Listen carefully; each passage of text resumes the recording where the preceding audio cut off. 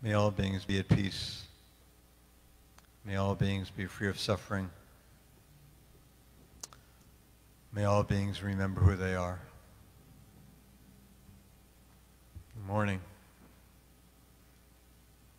We're walking in the air, we're floating in the midnight sky. I believe I can fly. I believe I can touch the sky. And then Jesus said, greater things than this shall you do. So what happened?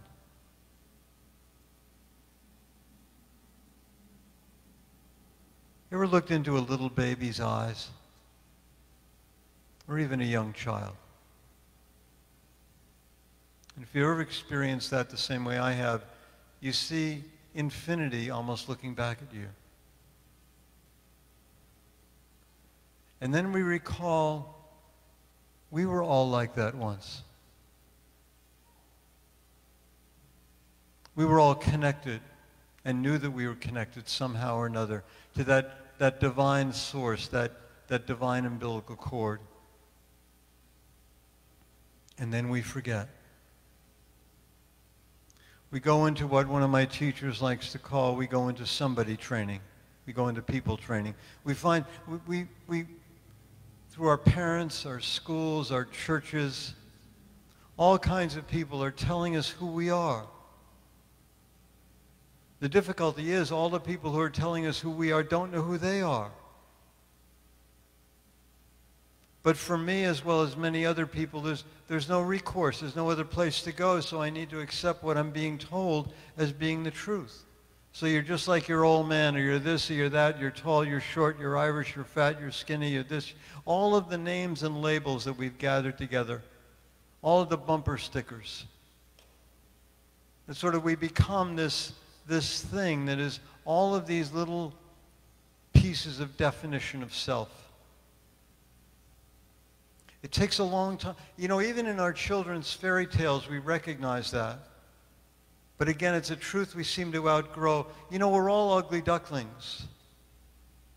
We don't even realize that until we step back and see the swan that we are in the reflection of the water.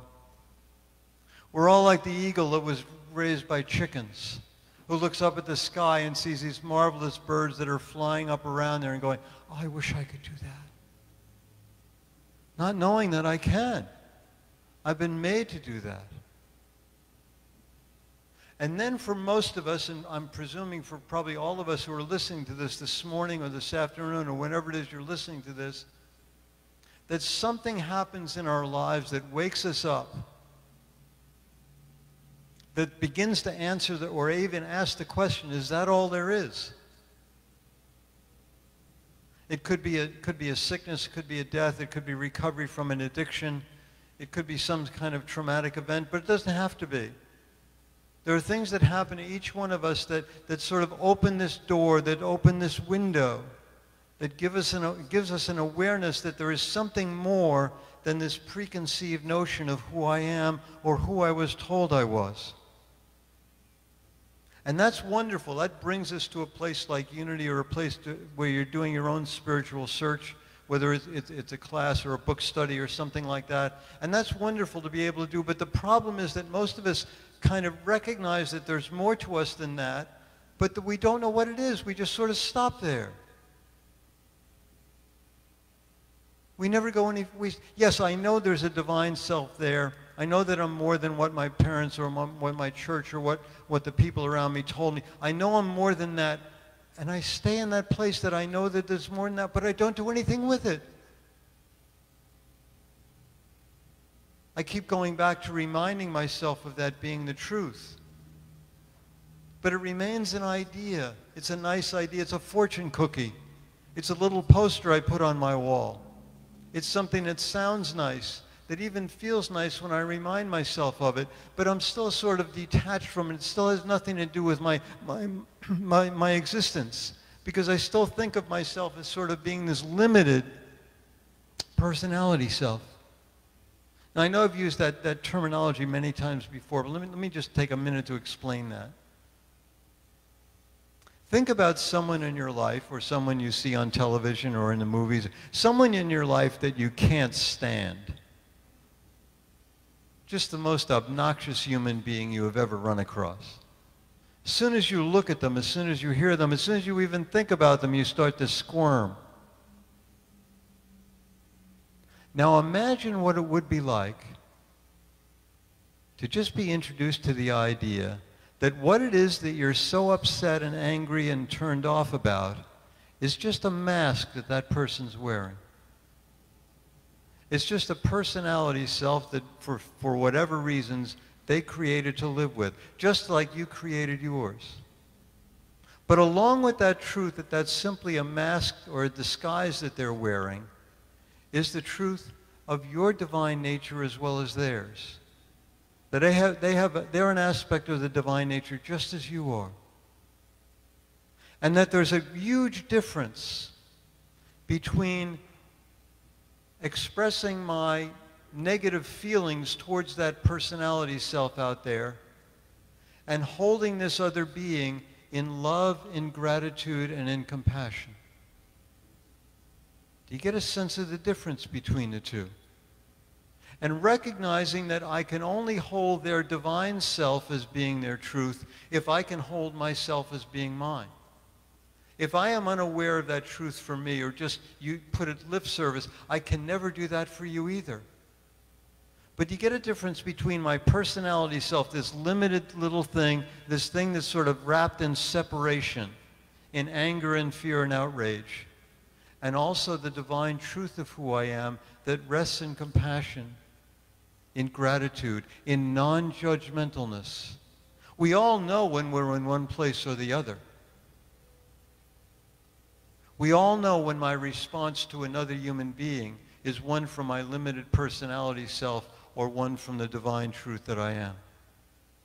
And my question for me so many times is, how can I possibly see you beyond your mask if I can't see myself beyond mine?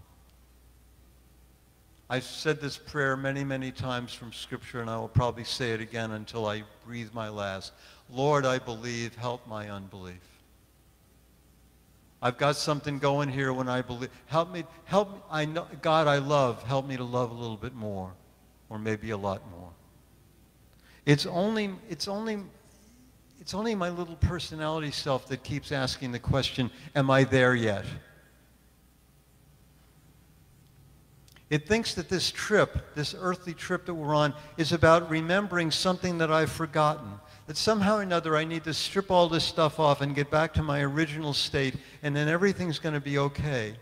But you get an idea of how discouraging that is. The only reason why we're here is, you spend the first half of your life creating a persona, and then you spend the second half of your life getting rid of it.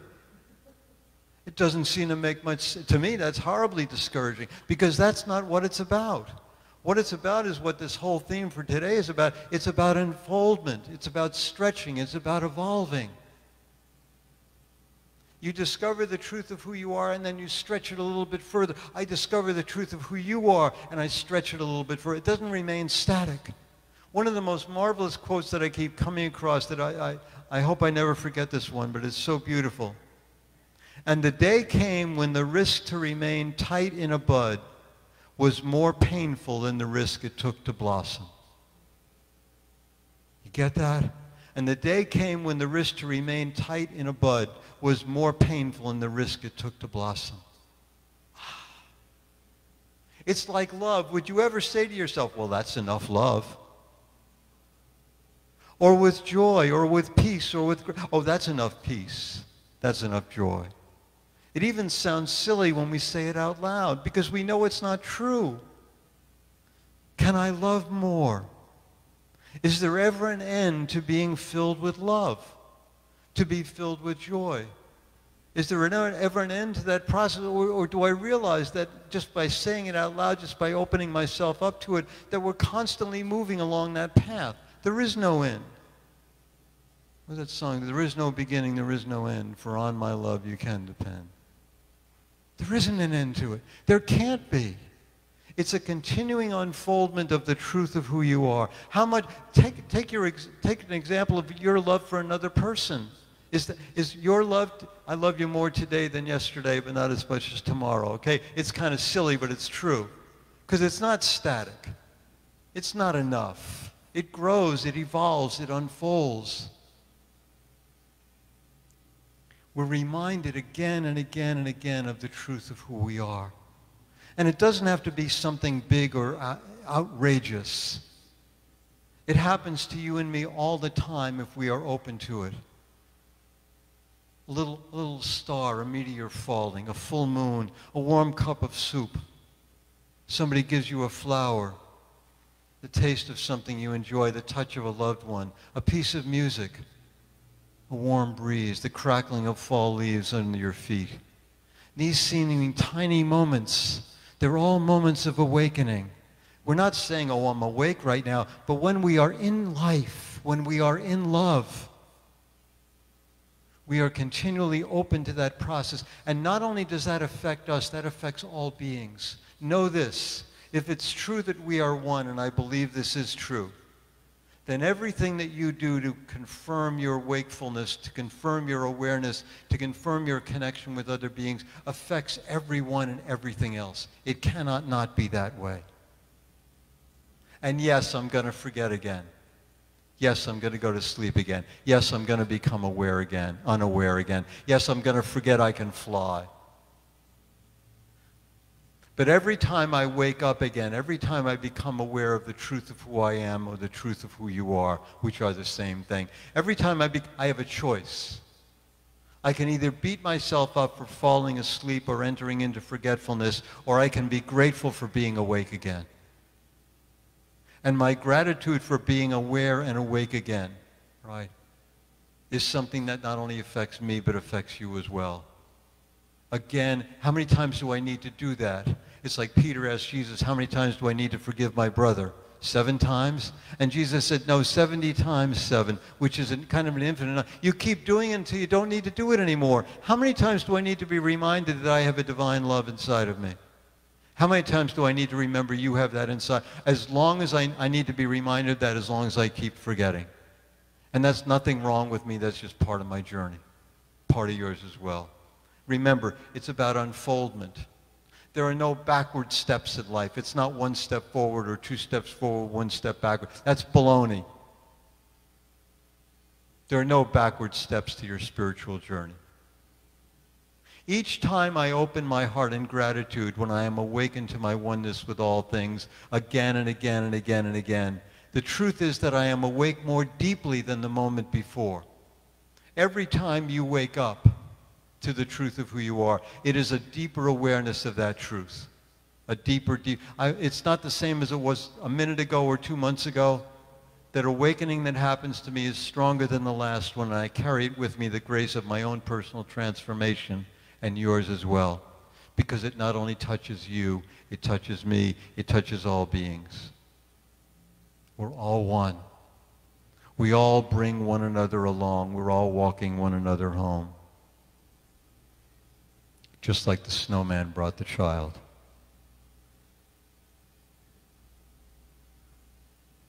On eagle's wings, those who trust in the Lord will find new strength. They will soar high on wings like eagles. They will run and not grow weary.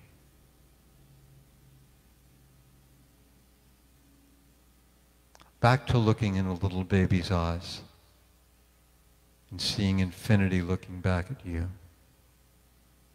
Infinite love, grace, truth, light, peace, joy. What would it be like if you looked in a mirror and saw that same truth looking back at you? The only hindrance to that reality is that you still think you are limited. You still think you are this invented personality self. You think you are this little being who is separate somehow or another from all creation. You are not. The truth of who you are, the truth of who you are is that divine self that is infinite and is continually unfolding again and again and again and again. May we all be at peace this day with the truth of who we are. May we all know we can fly on so many levels of our beings. May all beings rest in truth. May all beings know the light. May all beings be at peace. May all beings be free of suffering. May all beings remember who they are. God bless.